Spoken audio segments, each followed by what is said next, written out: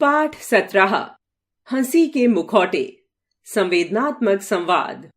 शर्मा जी बहुत दिनों के बाद मिले और ऐसी जगह जहां आशा न थी। अपने प्रांत से दूर बेंगलोर, अब बंगलुरु में। बहुत खुशी हुई। गले मिले और होटल गए। दुनिया भर की गप्पें होने लगी। अरसा हो गया था उनसे चिट्ठी भी मिले। जाने क्या हो गया इस बीच। बहुत मिलनसार थे और बातूनी भी। जिंदगी में बड़ा तजुर्बा हासिल किया था। फिर चुप रहे भी तो कैसे। 10-15 साल पहले जब उनसे मिला था तब वे एक छोटे से अखबार में उप संपादक थे। उम्र तब 30 की रही होगी। अब चेहरा पटरीदार हो गया था। गुजरते समय के गहरे निशान छोड़े थे। पता नहीं उनको कैसे सूचना मिल गई कि मैं शहर पहुंच रहा हूं। वे स्टेशन आ गए। अरे आप हमें चिट्ठी लिख देते। वे कहते कहते इधर उधर देखने लगे। चिट्ठी तो तब न लिखता जब आप अपना पता बता देते, मैंने कहा। हाँ, गलती मेरी ही है। मुझे केशवन मिल गए। न मिलते तो आपसे मिल ही न पाता। आपने उनको लिखा था ना। आप नहीं जान सकते कि मैंने कितनी बार आपको लिखने की चेष्टा की, कितनी बार चिट्ठियां लिख लिख कर फाड़ी भी। क्या लिखता। एक दुखड़ा हो तो रोऊं। क्यों, क्या हो गया। कभी हम किस्से लिखते थे, लेकिन अब खुद किस्सा हो गए। घर में सब ठीक तो है ना। ठीक ही है। अगर जिंदगी टेढ़ी लकीर पर ही चलती रहे तो भी सीधी लगने लगती है। हंस लेता हूं। रो रो कर यही सीखा है कि मुश्किलों पर हंसना बेहतर है। सोचा था हमारी जिंदगी जो है सो है, कम से कम बच्चों की जिंदगी तो बने, और बन भी गई थी। लेकिन फलने का मौसम आया तो पेड़ पर ही बिजली गिर गई। वह ठीक तो है ना। हाँ, ठीक ही होगा उस लोक में जहां कहते हैं हर मरा मारा भी आराम पाता है। किंतु वहां से लौटकर किसी ने बताया नहीं कि कितना आराम है। वे फिर जोर से हंसे। पागलों जैसी हंसी, गहरे दुख को छिपाने की बनावटी हंसी। मैं हंस नहीं पाया। वह अब इस दुनिया में नहीं है। वे तुरंत गंभीर हो गए। चेहरा तन सा गया। उसे पढ़ाने लिखाने के लिए मैंने क्या नहीं किया। जानता हूं। पढ़ लिख गया, बीकॉम हो गया, बैंक में नौकरी मिल गई। कोई सिफारिश नहीं, अपने ही बूते पर। शर्मा जी ने लंबी सांस ली, जैसे कुचला आत्माभिमान बाहर फूट रहा हो। मैंने किसी की लल्लो चप्पू नहीं की। परीक्षा में बैठा, पास हुआ। अब भी हम जैसों के लिए रास्ते हैं। लेखक की आदत थी। वे अपनी कठिनाइयों का मेल जन साधारण की कठिनाइयों से बिठाते जाते थे। मैंने सोचा, नौकरी भी मिली यहीं बंगलुरु में। पहली तनख्वाह भी घर न ला पाया कि बुखार आया और उसे ले गया। हम पर तो गाज गिरी ही। एक अभागिन किशोरी को विधवा बना गया। वे शायद फिर हंसना चाहते थे, पर सिसकते रह गए। मैं क्या कहता, क्या कहा जा सकता था। उनका यह दुखड़ा और मेरा कमबख्त मन सोच रहा था कि कहीं स्वार्थ की परत भी आ जाती है। अरे भाई, आपको घर ले चलता और ले चलूंगा। कहते कहते वे रुके। हाँ, जरूर चलेंगे, भाभी से मिलेंगे ही। उनके भाई तो उन्हें थोड़े दिन के लिए अपने घर ले गए हैं, ताकि दुख कुछ कम हो। हम अकेले हैं। छोटा लड़का है, वही सब देखभाल करता है, खाना बनाता है और कॉलेज भी जाता है। नौकरी तब तक नहीं मिलेगी जब तक योग्यता ना आए, और योग्यता आएगी कहां से। दिन रात घर में पिसे, बाहर अलग और सिफारिश। हमसे किसी को क्या लेना कि हमारी सिफारिश करे। एक लड़की है ना आपकी। हाँ, वह काम पर लगी है, पर काम वाहियात है। घर घर घूमती है, एक कंपनी के लिए जानकारी इकट्ठा करती है। सवेरे से शाम तक कहीं न कहीं जाती ही रहती है। 12 रुपए दिन की मजदूरी है हुबली में। अच्छा, उसकी तो शादी की उम्र हो गई होगी। हाँ, उम्र जरूर है, पर हम लड़की की शादी करने लायक हों तब ना। उसी के भरोसे। खैर छोड़िए। आप कहेंगे कि इसी वजह से हम उसे कुंवारी रखे हैं। बिना दहेज के कोई मिलता ही नहीं। हम पैसे से बड़े भले ना हों, जात तो बड़ी है। उन्होंने बत्ती सी खोली। मैं सोच रहा था कि अब किस्सा ऐसे मोड़ पर आ गया है कि वे पैसे की मांग करेंगे। मैं टाल देना चाहता था। मुझे एक से मिलने जाना है अपने काम के सिलसिले में। आजकल आप क्या कर रहे हैं? मैंने बहुत कुछ करके देखा और देखता हूं कि मैं किसी के लायक नहीं। काम करना ही एक तरह से भार सा मालूम होता है। अखबार में ही है ना? जी नहीं, अरसा हुआ अखबारों से नाता तोड़े। आजकल तो मैं उन्हें पढ़ता भी नहीं। वे फिर हंसे, वही खोखली हंसी। अखबार छोड़कर मैं एक संस्था में चला गया था, प्रकाशन संस्था। और अभी भी वहीं लगे हुए हैं ना? मैं अपने को समझाने की कोशिश कर रहा था कि अगर उन्होंने पैसे मांगे और मैंने दिए तो मुझे कोई गिला नहीं होना चाहिए। काम पर जो लगे हुए हैं, कमाते जो हैं। जी नहीं, उन लोगों ने मुझे निकाल दिया।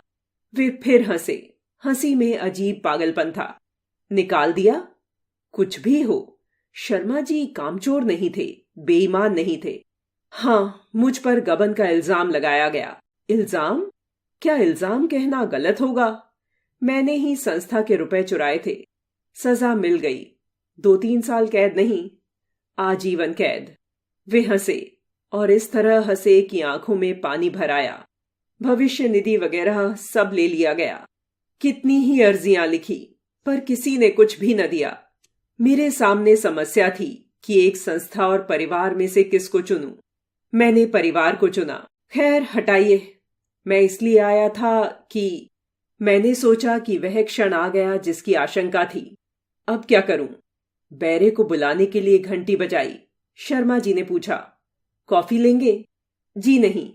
खैर, आप पुराने मित्र हैं, हितैषी हैं, इसलिए मैं वे फिर हंसे, विवशता की हंसी। अब भी इतना गया गुजरा नहीं कि अखबारों के काम आ सकूं। आप संपादक हैं, 7-8 साल की सजा काफी होती है। हाँ हाँ, जरूर। मेरे कहने में सहृदयता कम थी, औपचारिकता अधिक। आप इतने दिन बाद मिले और हमारे शहर में। हाँ, बड़ी खुशी हुई। आज शाम हमारे यहाँ खाना रहा। आपको लेने आ जाऊंगा। मेरा घर स्टेशन के पास ही है, वहीं से आपको पहुंचा दूंगा। ठीक है ना? शर्मा जी चले गए। मैंने सोचा कि पिंड छूटा। दिन भर काम में मशगूल रहा। होटल पहुंचा तो शर्मा जी प्रतीक्षा कर रहे थे। आइए, कॉफी पिएं। बहुत थके हुए दिखते हैं, उन्होंने कहा। कॉफी ली। बिल शर्मा जी ने चुकाया। मुझे बुरा लगा, कमाऊ आदमी का बिल बेरोजगार चुकाए। यह न तो शालीनता थी और न ही तो शिष्टता। फिर जो आदमी एक एक पैसा संभाल कर खर्च करता है तो बिना मतलब के नहीं। आखिर मैं नहाने चला गया। शर्मा जी मेरी प्रतीक्षा करते रहे। होटल का बिल चुकाया। शर्मा जी ने ही गाड़ी का इंतजाम किया। वे मुझे अपने घर ले गए। घर क्या था? एक अच्छे मोहल्ले में एक छोटा सा कमरा। चारों ओर किताबें ही किताबें। फर्श पर घिसी हुई दरी। बीचों बीच लालटेन रखी थी। मैंने सब चीजें बेच दी पेट के लिए। घर नंगा कर दिया, लेकिन किताबें नहीं बेच पाया। कैसे बेचता? यह भी ठीक ही है कि किताबें खरीदने वाला कोई नहीं है, नहीं तो एक पाप लग। मैं इधर उधर देखने लगा। भोजन के न्योते पर लाए हैं और यहाँ लड़का नहीं है। कहीं होटल तो नहीं गया? दुनिया में बहुत बड़े बड़े लोग हैं, पर आप जानते हैं मेरे लिए सबसे बड़े कौन हैं? हमारा दूध वाला, दूसरा किराने वाला।